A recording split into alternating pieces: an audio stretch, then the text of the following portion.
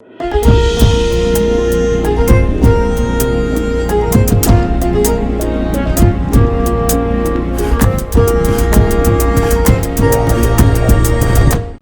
ውድ የፈታ ዴሊ ተከታታዮቻችን፣ ዕለተ ሰኞ ረፋድ ጥንቅራችን ላይ ነው።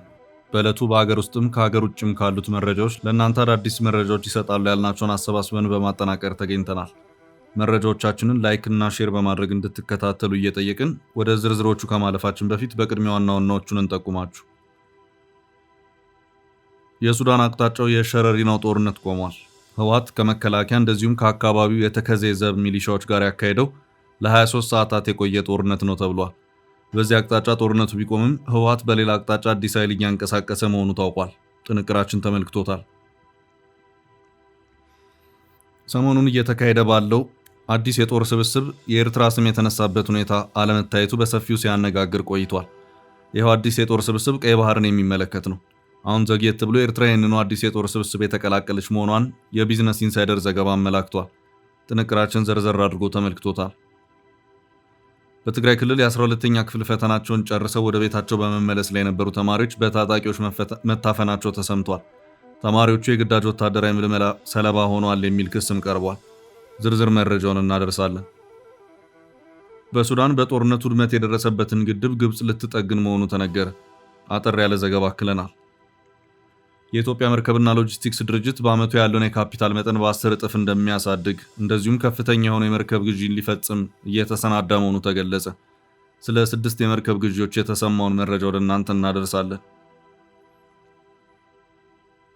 በትራምፕ ትዕዛዝ በኢራን ላይ ሊሰነዘር የነበረው ጥቃት በድንገት ተሰርዟል። መረጃ የጥንቅራችን አካል ነው። በድጋሚ መልካም ቆይታ እያልን አሁን በቀጥታ ወደ ዝርዝር መረጃዎቻችንን እንውሰዳችሁ።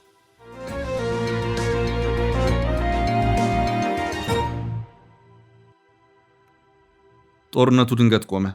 ሌላ ኃይል እየተንቀሳቀሰ ነው።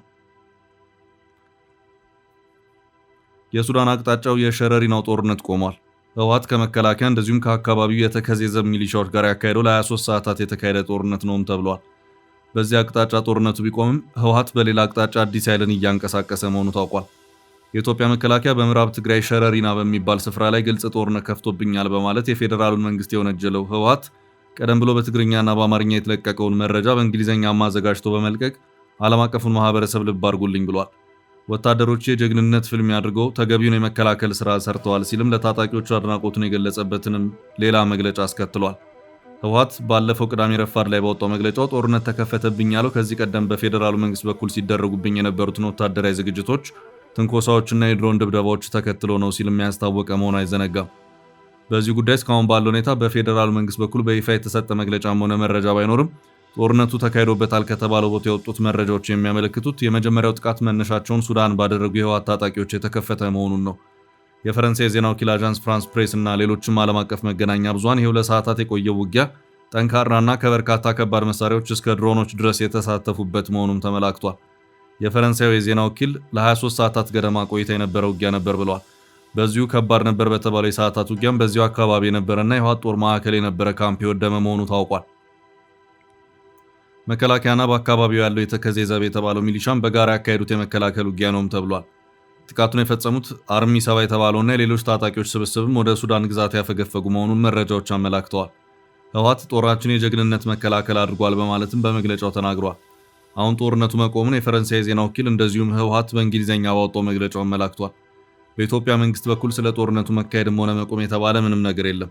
ተቋማዊ ባይሆንም በፌዴራሉ መንግስት የመስኖና ቆላማ አካባቢ ሚኒስትሩ አብርሃም በላይ በተረጋገጠ የፌስቡክ ገጻቸው ባሰፈሩ ጽሑፍ ህወሓትን በሸረሪና በኩል ጦርነት በመክፈት ያመለከቱበት ሁኔታ ታይቷል።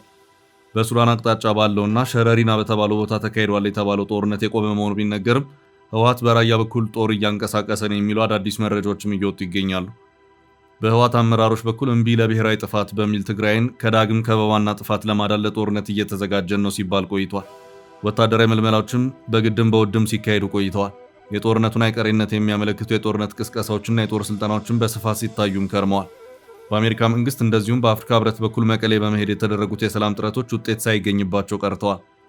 በኢትዮጵያ አሜሪካ አምባሳደር አርቪን ማሲንጋ ከሳምንታት በፊት ደብረጽዮንንና ሌሎች የህወሓት አመራሮችን ለማናገር ያደረጉት ጥረት በስኬት ሳይደመደም ቀርቷል። ደብረጽዮን አምባሳደሩን ጥቅም የሌለውና ውጤትም ሊገኝበት የማይችል በማለት ሳያገኟቸው ቀርተዋል። ይህንንም አምባሳደር ማሲንጋ ወደ አዲስ አበባ ከተመለሱ በኋላ ደብረጽዮን አንድ የመቀሌ መድረክ ላይ ሲናገሩት ተደምጠዋል። የአሜሪካ መንግስት ስቴት ዲፓርትመንት ለጦርነት እየተዘጋጁ ነው ባላቸውና አክራሪ ሲል በጠራቸው የህወሓት አመራሮች ላይ ስም ባይጠቅስም የቪዛ እገዳን ጥያለሁ ማለቱ እነ ደብረጽዮንን ክፉኛ ያስከፋቸው ሆኖ ታይቷል።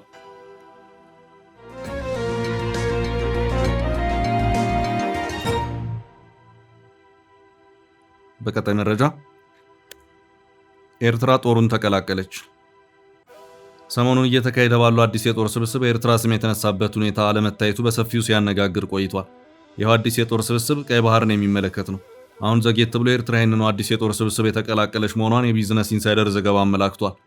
በሳውዲ አረቢያ አሰባሳቢነት በርካታ የቀጠናውና የቀይ ባህር ተጋሪ ሀገራት ሲሰባሰቡ ከርመዋል። ጥሪ የቀረበው በሳውዲ መንግስት ሲሆን ዓላማውም ኢራን መራሾቹ የየመን ሁቲዎች ቀይ ባህርን በመዝጋት መተንፈሻ ላይ ያሳጡን ስለሚችሉ የጋራ ጥበቃና መከላከል ስራን እንስራ የሚለው ነው እንደታየም የቀደመው የሮይተርስ ዘገባ አመላክቷል። የሳውዲ መንግስት ለየሀገራቱ እየላከ አቅርቦታል በተባለው ግብዣ ውስጥ የኤርትራ ስም ተጠቅሶ በዝርዝር ውስጥ አለመታየቱ በብዙ ሲያንገራግርም ቆይቷል። ሮይተርስ በቅርቡ በሰራው አንድ ዘገባው ላይ በሳውዲ በኩል ጥሪ ደርሷቸው ማረጋገጫ ከሰጡት ሀገራት ዝርዝር ውስጥ የኤርትራ ስም አልታየም። የኤርትራ ስም አለመታየቱን አነጋጋሪ ያደረገው ከቀጠና የቀይ ባህር ተጋሪ ሀገራት መካከል ኤርትራ ረጅሙን እስከ 1200 ኪሎ ሜትር ርዝመት ያለውን የባህር ዳርቻ የምትጋራ ከመሆኗ ጋር በተያያዘ ነው። ሁኔታውን የበለጠ አነጋጋሪ ያደረገው ደግሞ ከዚህም ባሻገር በዚሁ ስብስብ ውስጥ ቀይ ባህርን የማይጋሩ ሀገራት መኖራቸው ነው። ኤርትራ እስከ 1200 በሚደርስ ርዝመት ቀይ ባህርን የምታዋስን ሀገር ሆና ሳለ ከጅቡቲ እስከ ግብጽ እንደዚሁም ቀይ ባህርን በጂኦግራፊ አዋሳኝ ያልሆኑ ሀገራት ሳይቀሩ በዚሁ ስብስብ ውስጥ ሲጋበዙ እንዴት የኤርትራ ስም አልታየም የሚለው ጉዳይ ሲያነጋግር ቆይቷል። ሆኖም ቢዝነስ ኢንሳይደር ከሰዓታት በፊት ይፋ ባደረገው መረጃ ኤርትራ ስሟ የተካተተ መሆኑን አመላክቷል። በሆርሙዝ መዘጋት የቀን ተቀን የነዳጅ ምርቷን ለውጭ ገበያ ማቅረብ ያልቻለችው ሳውዲ በቀይ ባህር አቅጣጫም ሌላ መውጫ ያላት ሲሆን ይህንኑ ሁለተኛውን የቀይ ባህር መውጫ ለመጠቀም ባደረገችው እንቅስቃሴ ግን የየመን ሁቲ ታጣቂዎች ክልከላ ገጥሟታል። የየመን ሁቲ ታጣቂዎች መነሻቸውን የቀይ ባህር ሳውዲ ወደቦችን ያደረጉ መርከቦችን ቀይ ባህር ላይ ሲጓዙ ካገኘን እናውድማለን በማለት መዛታቸው፣ ከመዛትም ባለፈ ጥቃቶችን ሰንዝረውን በተግባር ማሳየታቸው ሳውዲ ድረሱልኝ እንድትል አድርጓታል። ሆርሙዝ መውጫዋ ተዘግቶ ቀይ ባህር ላይ አታልፊም ከተባለች ከባድ የኢኮኖሚ አጣብቂኝ ውስጥ እንደምትገባ አስቀድማ ያረጋገጠችው ሳውዲ በአሁኑ ሰዓት ኤርትራን ጨምሮ በርካታ ሀገራትን ጠርታ በጋራ እንንቀሳቀስ ብላለች። በቀይ ባህርና ባቤል መንደብ ሰርጥ እስከ ኤደን ሰላጤ ድረስ የሚደረግ የጋራ የባህር ደህንነትን የመከላከል ትብብር ወይም ኮሌክቲቭ ማሪታይም ዲፌንስ ኮኦፕሬሽን አክሮስ ዘ ሬድ ሲ ባቤል መንደብ ስትሬት ኤንድ ገልፍ ኦፍ ኤደን የሚል ስያሜ የተሰጠው ነው። ግብጽም የዚሁ ሳውዲ መራሽ የቀይ ባህር ስብስብ አካል ተደርጋለች። ዘግየት ብሎ የነበረው የኤርትራ ስምም በዚሁ አዲሱ የቀይ ባህር ሳውዲ መራሽ ወታደራዊ ስብስብ ውስጥ ተካቶ መታየቱን የቢዝነስ ኢንሳይደር ዘገባ አመልክቷል። ከኢትዮጵያ ጎረቤት ሀገራት መካከልም ከኤርትራ በተጨማሪ ሱዳን፣ ሶማሊያና ጅቡቲም በዚሁ ስብስብ ውስጥ ስማቸው ታይቷል።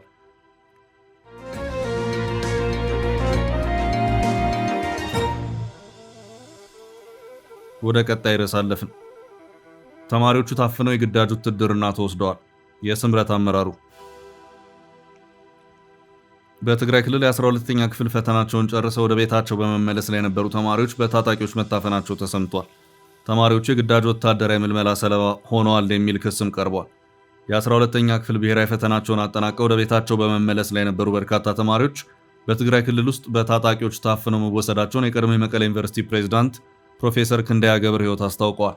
ፕሮፌሰሩ በማህበራዊ ትስስር ገጻቸው ባወጡት አስቸኳይ መረጃ መሰረት ክስተቱ የተፈጸመው ከአክሱም ከተማ በስተምዕራብ 20 ኪሎ ሜትር ርቀት ላይ በምትገኘው ውቅሮ ማራይ በተባለች አካባቢ ነው። እንደ ፕሮፌሰር ክንደያ መረጃ እነዚህ ተማሪዎች በአክሱም ዩኒቨርሲቲ ውስጥ ሲሰጥ የነበረውን የ12ኛ ክፍል ማጠናቀቂያ ብሔራዊ ፈተና ወስደው ወደ የመኖሪያ ቀበሌያቸው እየተመለሱ በነበረበት ወቅት ነው ይህ ያልተጠበቀ እገታ የተፈጸመባቸው። ይህ ድርጊት የተፈጸመው በክልሉ በሚንቀሳቀሱ ታጣቂዎች መሆኑ የተገለጸ ሲሆን ወጣቶቹን በግዴታ ወደ ውትድርና ለማስገባት ታስበው የተፈጸመ እንደሆነ ፕሮፌሰሩ ጠቁሟል። ይህንን መረጃ ፕሮፌሰር ክንደያ ገብረ ሕይወት በይፋ ኤክስ የቀድሞ ትዊተር ገጻቸው ላይ በማጋራት ለዓለም አቀፉ ማህበረሰብ ጥሪ ያቀረቡ ሲሆን ድርጊቱ የተማሪዎችን መብትና ደህንነት ክፉኛ የሚጥስ አሳሳቢ ክስተት መሆኑን አጽንኦት ሰጥተዋል። ወጣቶች የትምህርት ገበታቸውን አጠናቀው ከማንኛውም የእገታና የግዳጅ ምልመላ ስጋት ነፃ በሆነ መልኩ በሰላም ወደ መኖሪያቸው የመመለስ ሙሉ መብት ሊኖራቸው እንደሚገባም በሰፊው አብራርተዋል። ፕሮፌሰር ክንደያ ሰላምን የሚወድ የህፃናትና የተማሪዎችን ደህንነት የሚጠብቅ እንዲሁም ለሰብአዊ መብቶች መከበር የቆመ ማንኛውም አካል ይህንን እገታ ያለምንም ቅድመ ሁኔታ በጽኑ እንዲያወግዝ ጥሪ አቅርበዋል። የታገቱት ወጣቶች በአስቸኳይና ያለምንም ጉዳት እንዲለቀቁ ጠንካራ ግፊት እንዲደረግ አሳስበዋል። በክልሉ የተማሪዎች እገታ መፈጸሙ የወደፊቱን የትምህርት ሂደትና የወጣቶች ደህንነት ይበልጥ አደጋ ላይ የሚጥል በመሆኑ በአስቸኳይ መፍትሄ ሊበጅለት እንደሚገባ ነው የተመላከተው።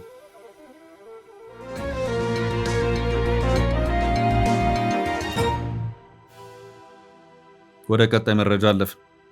ግብጽ የሱዳንን ግድብ ልትጠግን ነው። በሱዳን በጦርነት ውድመት የደረሰበትን ግድብ ግብጽ ልትጠግን መሆኑ ተነገረ። ባለፉት ሳምንታት በሱዳን ለተፈጠረው የኃይል መቋረጥ ሱዳን ኢትዮጵያን ስትወነጅል የነበረ ቢሆንም የችግሩ ምክንያት በጦርነቱ በራሷ በሱዳን የመሰረተ ልማት ውድመት መሆኑ ከኢትዮጵያ በኩል ተገልጾ ነበር። ሱዳንና ግብጽ አሁን ላይ 16 ወራት እቅድ አውጥተው በጦርነቱ ውድመት የደረሰበትንና በደቡብ ካርቱም የሚገኘውን የሱዳን ጀበል አውሊያ ግድብ ለመጠገን ተስማምተዋል። የሱዳን ግብርናና መስኖ ሚኒስቴርን ጠቅሶ ሱዳን ፖስት ባወጣው ዘገባ በግድቡ ላይ የነበረው ድልድይ በፍጥኖ ደራሽ ኃይሎች የመድፍ ጥቃት የተሰበረ ሲሆን ይህንን ከግብጽ ጋር በመስማማት እንደሚጠግኑ ገልጸዋል። ግድቡ ከ2023 አንስቶ የተለያዩ ጥቃቶችን ሲያስተናግድ እንደነበር የተገለጸ ሲሆን የግድቡ ዋና መሰረተ ልማት ግን ሳይነካ እንዳለ ባለበት መሆኑን ዘገባው አመልክቷል።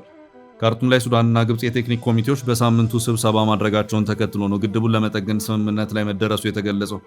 የግድቡን ድልድይ ለመተካት በቅድሚያ ጊዜያዊ ድልድይ በ4 ወራት ውስጥ ለመትከል ሀገራቱ ተስማምተዋል። አጠቃላይ ግድብ ጥገና ስራውን ደግሞ በ16 ወራት ለመጨረስ ማቀዳቸውን ዘገባው አመልክቷል።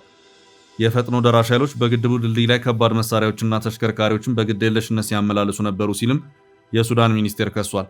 የጀበል አውሊያ ግድብ ከካርቱም ወደ ደቡብ አቅጣጫ 44 ኪሎ ሜትር ርቀት ላይ የሚገኝ ሲሆን የተገነባው እንደ አውሮፓውያን አቆጣጠር በ1937 ነበር። ግድቡ 3.5 ቢሊዮን ኩቢክ ሜትር የውሃ መጠን የመያዝ አቅም አለው። ከኃይል ማመንጫነቱ ባለፈ ለአካባቢው ነዋሪዎች የአሳ ምርት ሀብት ነው።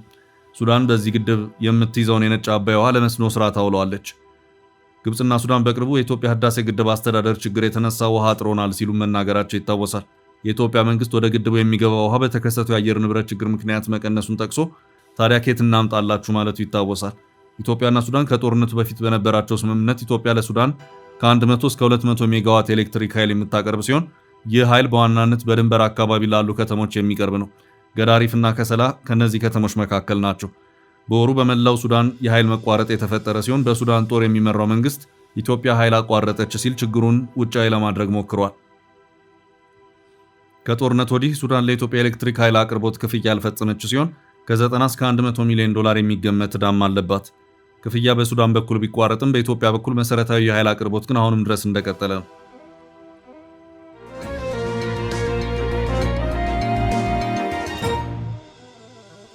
ወደ ቀጣይ መረጃ አለፈ። ኢትዮጵያ 6 መርከቦች ልትገዛ ነው። የኢትዮጵያ መርከብና ሎጂስቲክስ አገልግሎት በበጀት ዓመቱ ያለውን የካፒታል መጠን በ10 እጥፍ እንደሚያሳድግ እንዲሁም ከፍተኛ የሆነ የመርከብ ግዢ ሊፈጽም እየተሰናዳ መሆኑ ተገለጸ።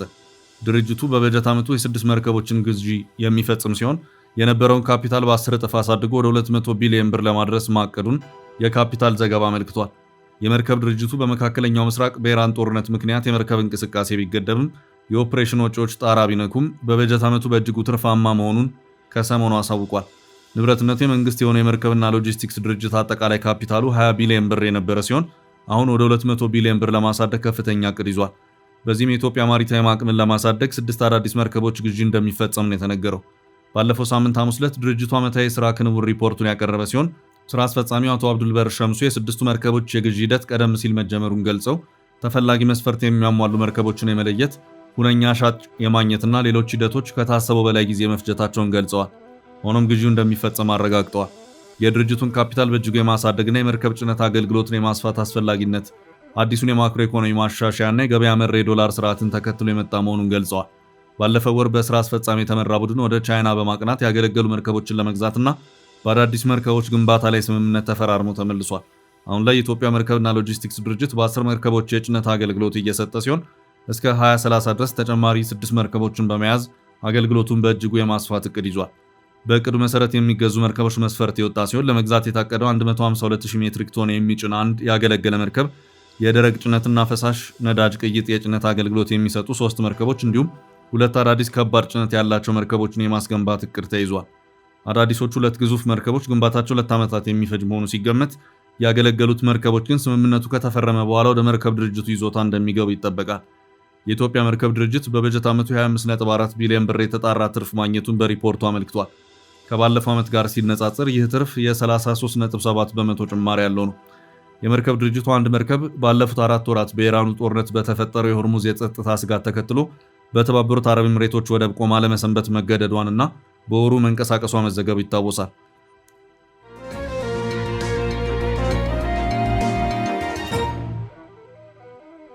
ወደ ቀጣይ መረጃ አለፈ። ትራምፕ ጥቃቱን አስቆሙ። የአሜሪካው ፕሬዝዳንት ዶናልድ ትራምፕ የሀገራቸው ጦር በኢራን እስላማዊ ሪፐብሊክ ላይ አዲስና ከባድ ወታደራዊ እርምጃ ለመውሰድ ሙሉ በሙሉ ተዘጋጅቶ የነበረ ቢሆንም ከቴህራንና ከተለያዩ የመካከለኛው ምስራቅ ሀገራት በቀረበላቸው ጥያቄ መሰረት ጥቃቱን ለጊዜው ማዘግየታቸውን አስታውቋል። ፕሬዝዳንቱ ትሩዝ ሶሻል በተባለው ማህበራዊ ገጻቸው ላይ ባስተላለፉት መልእክት ለዓለም ሰላም ሲባልና የበለጸገች ኢራን እንድትቀጥል በማሰብ ጥቃቱን ለመሰረዝ የተስማሙት በአጭር ጊዜ ውስጥ አዲስ ስምምነት ላይ ለመድረስ ታስበው እንደሆነ ገልጸዋል። ይህ አዲስ ሊደረግ የታሰበው ስምምነት የሆርሙዝ ሰርጥ በአስቸኳይ ሙሉ በሙሉና ያለምንም ቅድመ ሁኔታ ለትራንስፖርት ክፍት እንዲሆን ማድረግንና የኢራንን የኒኩሌር ስጋት በአስተማማኝ ሁኔታ መግታትን ማካተት እንዳለበት ትራምፕ በአጽንኦት አስታውቀው እስራኤልን በዚህ አቋም ላይ ከአሜሪካ ጋር በጋራ መቆሟን ገልጸዋል። ይህ በእንዲህ እንዳለ አሜሪካና እስራኤል በጋራ በመሆን በኢራን የነዳጅ ማጣሪያዎችና የኃይል ማመንጫ ጣቢያዎች ላይ አዲስ ጥቃት ለመሰንዘር አቅደው እንደነበር ሲቢኤስ ኒውስ የዘገበ ሲሆን የሳውዲ አረቢያው አልጋውራሽ መሐመድ ቢን ሰልማን ግን ለትራምፕ በቀጥታ ስልክ በመደወል ውጥረቱን እንዲያረጉና ከጥቃቱ እንዲቆጠቡ በጥብቅ እንደተማጸኗቸው አክሲዮስ ይፋ አድርጓል። በአሜሪካና በኢራን መካከል ላለፉት 5 ወራት የዘለቀውና በየካቲት ወር የጀመረው ይህ አውዳሚ ጦርነት በአሁኑ ወቅት የዓለም አቀፍ የነዳጅ ዋጋ በከፍተኛ ሁኔታ እንዲንር ያደረገ ሲሆን በአሜሪካ ከ3 ወራት በኋላ ለሚካሄደው የግማሽ ዘመን ምርጫ በትራምፕ ሪፐብሊካን ፓርቲ ላይ ትልቅ የፖለቲካ ፈተና መደቀኑ ይነገራል። የአሜሪካ የውጭ ጉዳይ ሚኒስትር ማርኮ ሩቢዮ በበኩላቸው አሜሪካ አብዛኛውን የኢራን መከላከያ ማውደሟን ገልጸው አሁን ላይ ቴህራን ከኒኩሌር ነፃ ለመሆንና የሆርሙዝ ሰርጥን ለመክፈት አዲስ ድርድር ለማድረግ ፍላጎት እያሳየች መሆኑን ጠቁመዋል። የሁለቱ ሀገራት ግጭት መልኩን እየቀየረ በመጣበት በዚህ ወቅት ባለፈው ረቡዕ ዕለት በግብፅ ወደብ ላይ ቆማ በነበረች የአሜሪካ ንብረት በሆነች የጋዝ ጫኝ መርከብ ላይ የድሮን ጥቃት ተሰንዝሮ የእሳት አደጋ መከሰቱ የሚታወስ ሲሆን ግብፅ ስለ ጥቃቱ በጥብቅ እየመረመረች ትገኛለች። የጦርነቱ መነሻ ከሆነ የፈረንጆቹ የካቲት 28 ቀን ጀምሮ ኢራን በሆርሙዝ ሰርጥ በኩል በሚያልፉ መርከቦች ላይ ፈቃድ የመጠየቅና የመሸጋገሪያ ክፍያ የመጫን ጥብቅ ቁጥጥር ያደረገች ሲሆን ቀደም ሲል የተደረሰው የተኩስ አቁም ስምምነት በመፍረሱ ምክንያት በቀጠና ያለው የደህንነት ስጋት ይበልጥ አይሏል። በአሁኑ ወቅት በመካከለኛው ምስራቅ የሚገኙ የአሜሪካ ኤምባሲዎች ዜጎቻቸው አካባቢውን ለቀው ለመውጣት ዝግጁ እንዲሆኑ አስቸኳይ ማስጠንቀቂያ አስተላልፈዋል። ስንላችሁን ርዕሰ ጉዳዮች እዚህ ላይ ቋጨን። ላይክ፣ ሼር እና ኮሜንት በማድረግ ለቻናላችን ድጋፋችሁን መግለጽ እንዳትዘነጉ እያልን ከሌሎች መረጃዎች ጋር ደግመን እስክንገናኝ ቸር ያሰማን ስንል ተሰናበትን።